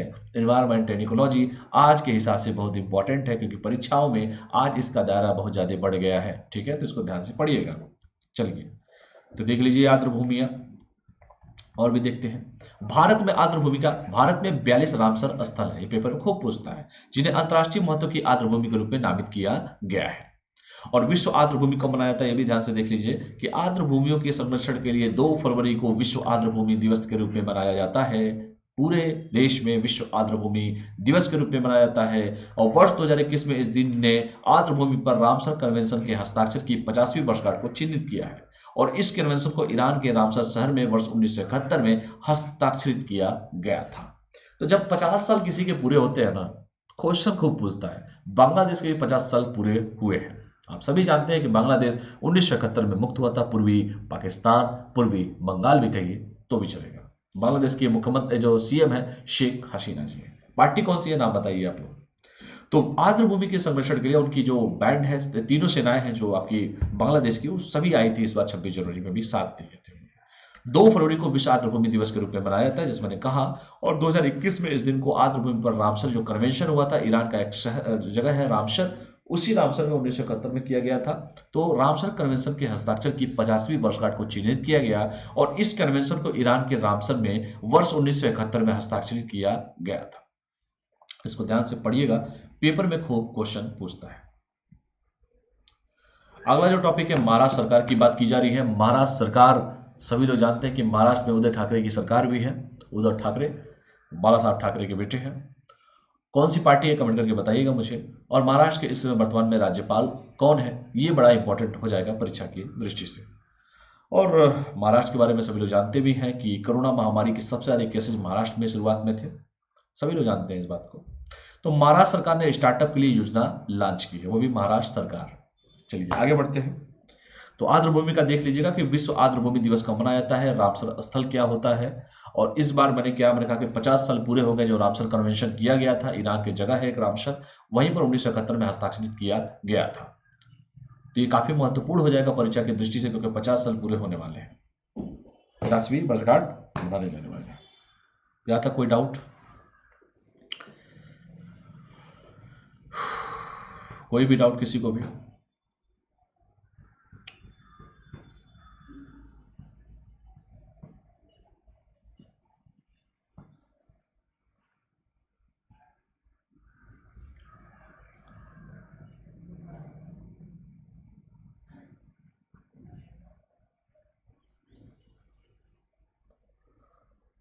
चलिए आगे बढ़ते हैं। फिर देख लीजिएगा आर्द्रभूमि का जो भी कॉन्सेप्ट है। 42 रामसर स्थल हैं जिन्हें अंतर्राष्ट्रीय महत्व की आर्द्रभूमि के रूप में नामित किया जाता है, जैसे मैंने कहा नामित किया गया है। और आर्द्रभूमि दिवस के संरक्षण के लिए 2 फरवरी को विश्व आर्द्रभूमि दिवस के रूप में मनाया जाता है, ये भी मैंने आप लोगों से कहा। और वर्ष 2021 में इस दिन ने आर्द्रभूमि पर रामसर कन्वेंशन के हस्ताक्षर की 50वीं वर्षगांठ को चिन्हित किया है। और इस कन्वेंशन को ईरान के रामसर में वर्ष 1971 में हस्ताक्षरित किया गया है। इसको ध्यान से आप लोग पढ़िएगा, पेपर में क्वेश्चन खूब इससे पूछे जाते हैं। और वैसे भी एनवायरमेंट एंड इकोलॉजी बहुत ही इंपॉर्टेंट है परीक्षा की दृष्टि से, क्योंकि इसका दायरा बहुत बढ़ गया है। हर परीक्षा में, चाहे स्टेट पीसीएस हो, चाहे यूपीएससी हो, हर जगह पूछा जाता है। चलिए आगे बढ़ते हैं फिर। तो महाराष्ट्र सरकार की, जैसे मैंने बात किया, महाराष्ट्र सरकार स्टार्टअप को बढ़ावा देना चाहती है। तो महाराष्ट्र के मुख्यमंत्री ने महाराष्ट्र में स्टार्टअप इकोसिस्टम को बढ़ावा देने के लिए एक योजना लॉन्च की है। भाई कौन सी योजना ये लॉन्च कर रहे हैं, थोड़ा सा इनके बारे में पढ़ लिया जाए। इसके अलावा सरकार ने मुंबई में कौशल विकास के लिए एक अंतर्राष्ट्रीय मानक केंद्र स्थापित करने का भी प्रस्ताव रखा है। स्किल डेवलपमेंट के लिए एक अंतर्राष्ट्रीय मानक केंद्र स्थापित करने का भी प्रस्ताव रखा है महाराष्ट्र की सरकार ने। और भी देखिए, इसके अलावा आईटीसी में कौशल विकास को बढ़ावा देने के लिए पाठ्यक्रमों में भी समयबद्ध तरीके से अपडेट किया जा रहा है कि भाई ऐसा पाठ्यक्रम भी पढ़ाया जाए जिसमें कौशल डेवलपमेंट हो। आज स्थिति क्या है भारत में, देखिए आज आपने देखा होगा कि एजुकेशन जो हमारी जो पॉलिसी है, हमारी अभी देख रहे हैं नई शिक्षा नीति भी आई है। खैर मैं उस पर बात नहीं कर रहा हूं, मैं स्किल्ड की बात कर रहा हूं। स्किल्ड लोग कम है, आपके पास डिग्री तो है लेकिन स्किल्ड नहीं है। लोगों के पास बहुत सारी डिग्रियां हैं, लोग बहुत फर्स्ट क्लास पढ़ाई कर रहे हैं। इंजीनियरिंग कॉलेज को आप देखिए कितने ज़्यादा इंजीनियर निकल रहे हैं, लेकिन स्किल्ड कितने हैं ये बड़ा इंपॉर्टेंट हो जाता है। तो स्किल्ड होना बहुत जरूरी है। और सरकार तो देख रहे हैं प्रधानमंत्री कौशल शिक्षा प्रशिक्षण केंद्र के माध्यम से तरह तरह की योजनाएं सरकार स्किल्ड करने पर लगी हुई है। तो वही मैंने कहा कि इसके अलावा आईटीसी में कौशल विकास को बढ़ावा देने के लिए पाठ्यक्रमों में भी अब समयबद्ध तरीके से अपडेट करने की बात किया जा रहा है। क्योंकि पाठ्यक्रम में भी आज आप क्या है, पढ़ाई किस लिए करते हैं, आप सभी ने एनसीईआरटी पढ़ा होगा, सभी लोग ग्रेजुएशन कर रहे होंगे, 12th पास आउट जरूर होंगे। जिन्होंने सिविल की तैयारी में जो लोग जाना चाहते हैं, ग्रेजुएशन तो चाहिए ही। एनसीईआरटी पढ़ा होगा सभी लोगों ने, लेकिन फिर भी कहा जाता है कि एनसीईआरटी पढ़िए। क्यों? कि उस समय सिर्फ और सिर्फ आप परीक्षा पास करने के लिए पढ़ते थे, और आज भी परीक्षा पास करने के लिए पढ़ते हैं, लेकिन वो उस परीक्षा और इस परीक्षा में बहुत अंतर होता है। आज फिर कहा जाता है कि एनसीईआरटी पढ़िए, बेस बनाइए।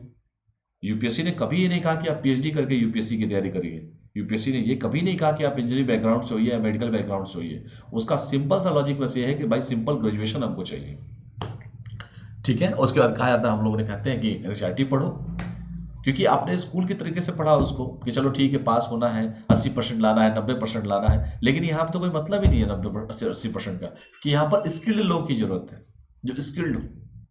तो वही मैंने कहा कि महाराष्ट्र सरकार की पूरी कोशिश है कि कौशल विकास को बढ़ावा देने के लिए और पाठ्यक्रमों में भी समयबद्ध तरीके से अपडेट किया जाए। और आजकल तो देख रहे हैं सरकार तरह तरह की योजना पे काम कर ही रही है। आजकल तो सरकार यहां तक कह रही है कि भैया खेल नीति की भी बात हो रही है कि खेलों को भी अब प्रशिक्षण दिया जाए, खेल के बारे में लोग को जागरूक किया जाए, खेलों को भी एक तरह से व्यवसायिक प्रशिक्षण दिया जाए एक तरीके से, ये भी कहा जा रहा है। हाल ही में नीति आयोग द्वारा जारी इंडेक्स, नीति आयोग की बात आई है। पहले योजना आयोग चलता था, सभी लोग जानते हैं योजना आयोग। मोदी जी ने आए जब, उन्होंने कहा कि योजना आयोग को हटाइए, क्योंकि पंचवर्षीय योजनाएं सभी लोग जानते हैं। और पेपर में खूब पूछा जाता था कि गरीबी हटाओ का नारा कब दिया गया, किस पंचवर्षीय योजना, पहली पंचवर्षीय योजना में क्या हुआ, दूसरी पंचवर्षीय योजना में क्या हुआ। तो मोदी जी जब आए तो उन्होंने कहा कि देखो हम पूर्ण बहुमत से आए हैं, हम योजना आयोग नहीं जानते, हम नीति आयोग लेके आएंगे। तो 1 जनवरी 2015 को नीति आयोग की स्थापना की गई थी। और यह भी क्वेश्चन लगातार कई बार पूछा गया है। नीति आयोग के जो अध्यक्ष होते हैं वो देश के पीएम होते हैं, और देश के इस समय वर्तमान में जो पीएम है उनका नाम है नरेंद्र मोदी जी, और वही उनके अध्यक्ष भी हैं। उपाध्यक्ष कौन है, थोड़ा कमेंट करके आप लोग बताइए। और नीति आयोग का फुल फॉर्म क्या है इसके बारे में भी बताइए, क्योंकि पेपर में ये क्वेश्चन लगातार स्टेट पीसीएस में भी पूछा गया और यूपीएससी में भी पूछा गया, ठीक है। तो नीति आयोग द्वारा जारी इंडिया इनोवेशन इंडेक्स में महाराष्ट्र को दूसरा स्थान दिया गया था। नीति आयोग देख रहे होंगे, अटल इनोवेशन मिशन, तरह तरह के मिशन पे सरकार काम कर रही है। तो जो नीति आयोग ने जो जारी किया है डेटा, उस जो इंडिया इनोवेशन इंडेक्स की जो डेटा जारी किया, उसमें महाराष्ट्र को दूसरा स्थान दिया गया है। आप मुझे ये बताएं कि भारत में सबसे ज्यादा जनसंख्या भी किस राज्य में है। पहले जनसंख्या के मामले में उत्तर प्रदेश है, दूसरा वो कौन सा राज्य है जनसंख्या के मामले में सबसे ज्यादा है वहां पे, कमेंट करके आप लोग बताइए मुझे। योजना के बारे में थोड़ा सा देख लीजिए कि यह योजना जो है आईटी पेटेंट के लिए फाइल करने के लिए स्टार्टअप को वित्तीय सहायता प्रदान करने के उद्देश्य से लॉन्च की गई है। आप जानते हैं पेटेंट के मतलब समझ सकते हैं आप लोग कि यह योजना जो होगी बेसिकली आईटी पेटेंट के लिए फाइल करने के लिए जो लोग पेटेंट करेंगे उसको स्टार्टअप को वित्तीय सहायता प्रदान करने के उद्देश्य से इसे लॉन्च की गई है। और इस योजना के पहले चरण के तहत लगभग 125 से लेकर 150 स्टार्टअप को 2 लाख रुपए से 10 लाख रुपए तक का वित्तीय सहायता मदद सरकार के द्वारा दिया जाएगा, वो भी महाराष्ट्र सरकार के द्वारा दिया जाएगा। तो जो भी पहले लेवल पे होंगे, पहले चरण में होंगे, उनको जैसे मैंने कहा कि कम से कम 150, 125 से लेकर 150 तक जितने भी स्टार्टअप्स होंगे जिनकी अच्छी पोजीशंस होंगी, उनको 2 लाख रुपए से लेकर 10 लाख रुपए तक का सरकार की तरफ से वित्तीय मदद भी दिया जाएगा। तो इसको ध्यान से पढ़िएगा। ये महाराष्ट्र सरकार की योजना, और सबसे इंपॉर्टेंट तो इसमें ये है कि इंडिया इनोवेशन इंडेक्स में, जैसे मैंने कहा कि नीति आयोग की जो रिपोर्ट आया है, उस रिपोर्ट में महाराष्ट्र सरकार को दूसरा पोजीशन दिया गया है, सेकंड स्थान महाराष्ट्र सरकार को दिया गया है इंडिया इनोवेशन इंडेक्स में। और मैंने कहा कि सबसे ज्यादा जनसंख्या उत्तर प्रदेश की है, और भारत का वो कौन सा ऐसा राज्य है जिसकी जनसंख्या सेकंड पोजीशन पे है, वो भी कमेंट करके बता दीजिए। ये भी आप लोग के लिए, क्योंकि क्षेत्रफल बहुत पूछता है पेपर में, तो जनसंख्या भी पूछता ही है, तो आप लोग ये भी बताइए उसमें भी मामले में दूसरे स्थान पर कौन है। तो इसको ध्यान से पढ़िएगा। और भी देख लीजिए स्टार्टअप के लिए क्या क्या चीजें और भी हैं। स्टार्टअप के विचारों के लिए गुणवत्ता प्रशिक्षण और प्रमाणन के लिए 2 लाख रुपए तक की वित्तीय सहायता दी जाएगी, जैसे मैंने कहा भी आप लोगों से। और यह योजना कौशल विकास, स्किल डेवलपमेंट और स्टार्टअप में राज्य को नंबर 1 में बनाने में मदद करेगी। तो जाहिर सी बात है प्रतिस्पर्धा होगा। जब महाराष्ट्र सरकार ने सेकंड पोजीशन पाया है, कोई फर्स्ट पोजीशन पाया है, तो जाहिर सी बात है जितने भी राज्य भारत में इस समय वर्तमान में जो 28 राज्य है, क्योंकि आपको पता है कि जम्मू और कश्मीर और लद्दाख जो है 2 केंद्र शासित प्रदेश हो चुके हैं, तो अब 28 ही है, पहले 29 थे, अब 28 हो गए हैं। तो मैंने कहने का मतलब बस यही है कि प्रतिस्पर्धा बहुत इंपॉर्टेंट है राज्यों में, और जब प्रतिस्पर्धा होगी तो ही चीजें अच्छे तरीके से समझ में आएंगी, अन्य राज्यों को भी इसका इफेक्ट दिखाई देगा। तो यह योजना जो है कौशल विकास और स्टार्टअप में राज्य को नंबर 1 बनाने में मदद करेंगे।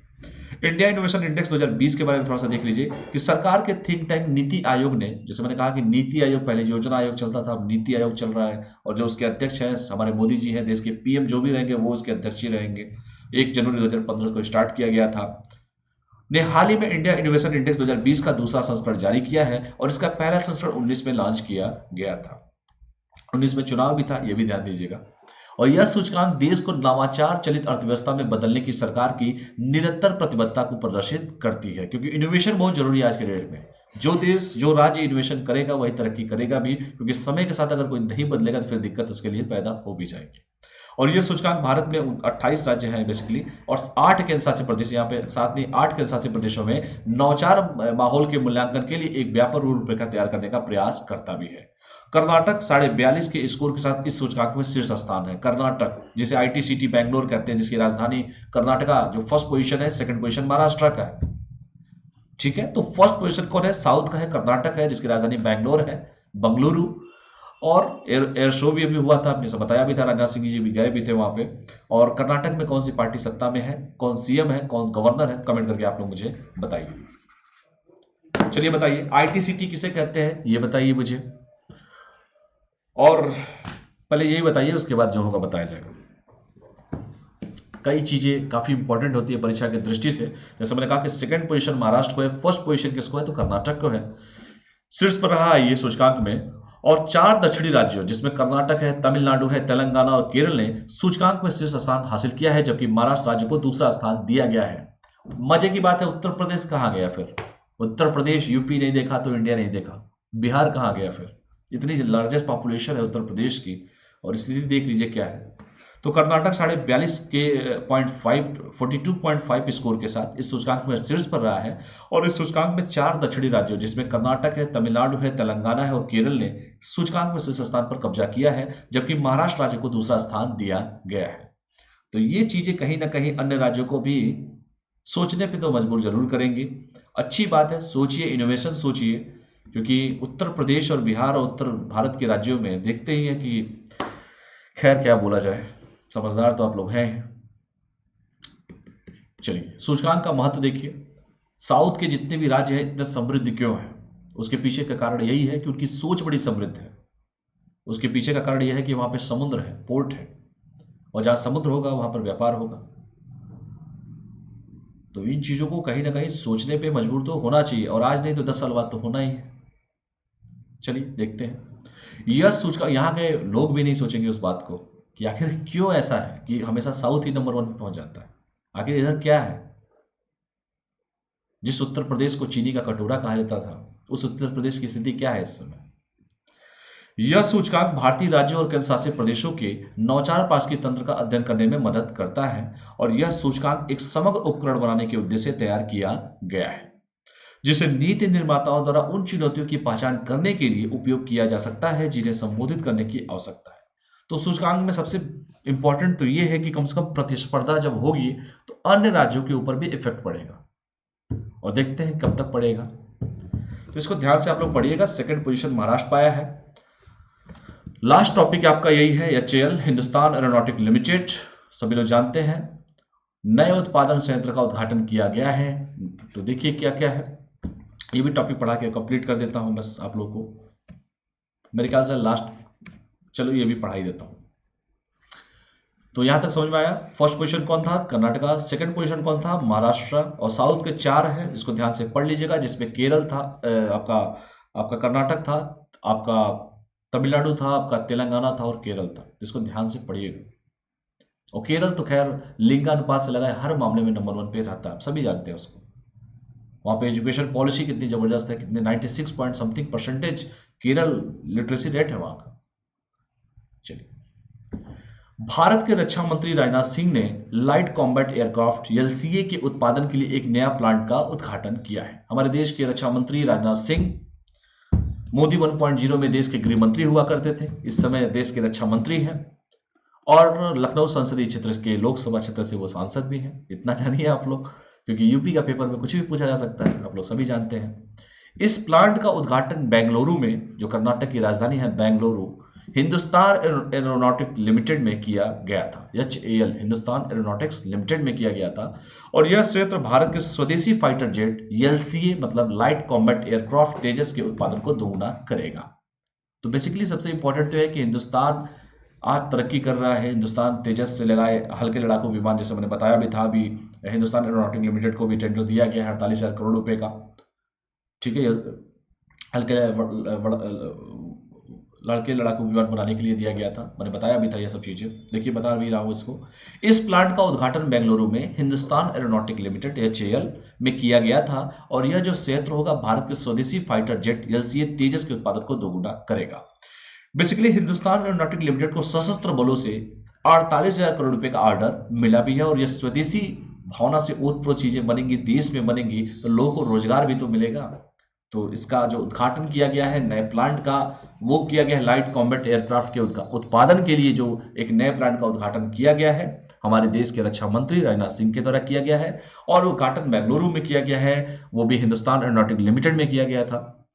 और यह क्षेत्र जो है भारत के स्वदेशी फाइटर जेट जो है एलसीए, जिसे कहते हैं लाइट कॉम्बैट एयरक्राफ्ट तेजस के उत्पादन को दोगुना करेगा। खैर जो भी चीजें अपने देश में बनेंगी तो लागत भी कम आएंगी और दूसरी किसी पे हम आत्मनिर्भर नहीं रहेंगे, किसी पे हम निर्भर नहीं रहेंगे। ठीक है, और आत्मनिर्भरता की भावना भी पैदा होगी देश में और लोगों को रोजगार भी मिलेगा और स्वदेशी भावना से ओतप्रोत चीजें बनेंगी तो और भी देशों से ऑर्डर मिल सकता है। ये सब चीजों को ध्यान से पढ़िएगा, हिंदुस्तान एरोनॉटिक्स लिमिटेड। और भी देखिए, यह सबसे बड़ी स्वदेशी रक्षा खरीद होने जा रही है जो भारतीय एयर स्पेस क्षेत्र को बढ़ावा देगी। रक्षा मंत्री जी ने बताया भी कि भारत रक्षा निर्माण क्षेत्र में अपने लक्ष्य 75,000 करोड़ रुपए तक पहुंच जाएगा, 75 लाख करोड़ रुपए तक के लक्ष्य का पहुंच जाएगा। क्योंकि देश में आज भी देखिए कि जो रक्षा जो चीजें हैं, जैसे कोई भी रक्षा, इंटरनल सिक्योरिटी हो, एक्सटर्नल सिक्योरिटी हो, ये बड़ा इंपॉर्टेंट है किसी भी देश के लिए। जिसका रक्षा तंत्र जितना मजबूत होगा वो देश उतना तरक्की भी करेगा। एलएसी तेजस प्लांट का देख लीजिए कि नवनिर्मित एलएसी तेजस प्लांट उत्पादन क्षेत्र 35 एकड़ के क्षेत्र में फैला हुआ है। और यह जो प्लांट है 83 विमानों के वायुसेना के ऑर्डर को पूरा करने के लिए प्रतिवर्ष एलसीए तेजस के उत्पादन को दोगुना करने में भी मदद करेगा। ठीक है, तो वैसे भी स्वदेशी भावना से ओतप्रोत चीजें यहाँ पे की भी जा रही है। और वही सब चीजें हैं कि 83 जेट के ऑर्डर को पूरा करने की परियोजना में कई सार्वजनिक और निजी क्षेत्र के भागीदारी शामिल होंगे। और यह परियोजना निजी क्षेत्र में 50,000 नौकरियां सृजन करेंगे, 5,000 नौकरियां सृजन करेंगे। खैर नौकरी तो खैर आप समझ ही सकते हैं सरकार क्या सृजन कर रही है, लेकिन ये सब चीजें होंगी तो होगा भी। हिंदुस्तान एरोनॉटिक लिमिटेड की उत्पादन इकाई 500 से 600 लोगों के लिए रोजगार पैदा करेंगे। एचएएल तेजस देख लीजिए क्या है, यह भारत के स्वदेशी सिंगल इंजन चौथी पीढ़ी का multi role light fighter aircraft है। जो HAL Hindustan aeronautic limited Tejas जो है वो भारत के क्या है, स्वदेशी सिंगल इंजन चौथी पीढ़ी का multi role light fighter aircraft है। इसे एरोनॉटिक्स डेवलपमेंट एजेंसी और हिंदुस्तान एरोनॉटिक लिमिटेड के aircraft research and design centre द्वारा डिजाइन किया गया है। और इसे भारतीय वायुसेना, भारतीय नौसेना के लिए भी डिजाइन किया गया है। एलसीए को आधिकारिक तौर पर 2003 में तेजस नाम दिया गया था। यह पेपर में कई बार पूछा गया है कि एलसीए को आधिकारिक तौर पर क्या नाम दिया गया है, तो 2003 में तेजस नाम दिया गया था। तो इसको ध्यान से आप लोग पढ़िएगा। देखिए तेजस, और भी देखिए तेजस की विशेषताएं क्या है ये जान लीजिए। इसमें एक डेटा विंग कॉन्फ़िगरेशन है जिसमें सिंगल वर्टिकल स्टेबलाइजर होता है और इसमें relax static multi mode radar, fly by wire flight control system, integrated digital air aviation system जैसी तकनीक इसमें होती है। और ये अपनी श्रेणी में सबसे छोटा और सबसे हल्का होता है और तेजस अपने विदेशी समकक्ष से बेहतर है और ये अपने विदेशी वेरिएंट की तुलना में काफी सस्ता भी है। और जब अपने देश में बनेगा तो जाहिर सी बात है खर्चा भी कम आएगा, लोगों को रोजगार भी मिलेगा, ये काफी महत्वपूर्ण हो जाता है। 2003 में इसका नाम तेजस रखा गया था। चलिए एक और टॉपिक है, इसको हम बाद में कर लेंगे, ठीक है। तो बस इसको यहीं पर ऑफ भी करते हैं बस। चलिए क्लास को हम यहीं पर, जैसे मैंने कहा भी था आप लोगों से, 1 मिनट रुक जाइए, आप बता रहा हूँ मैं। तो ये जितने भी चीज़ें आप पढ़ाई गई हैं आप सभी को, चाहे वो गोवर्धन योजना की प्रगति की मॉनिटरिंग के लिए बताया मैंने आप लोगों को, चाहे आपको राजस्थान में किया जाएगा भारत अमेरिका युद्ध अभ्यास बता दिया आप लोग को कि अभ्यास कहाँ पर होगा, क्योंकि अभ्यास होगा तो दोनों देश एक दूसरे के बहुत नज़दीक आएंगे। फरवरी कैंसर दिवस भी मैंने आप लोगों को बताया। वाणिज्य मंत्रालय उद्योग मंथन आयोजन किया, इसके बारे में आप लोग को जिक्र किया।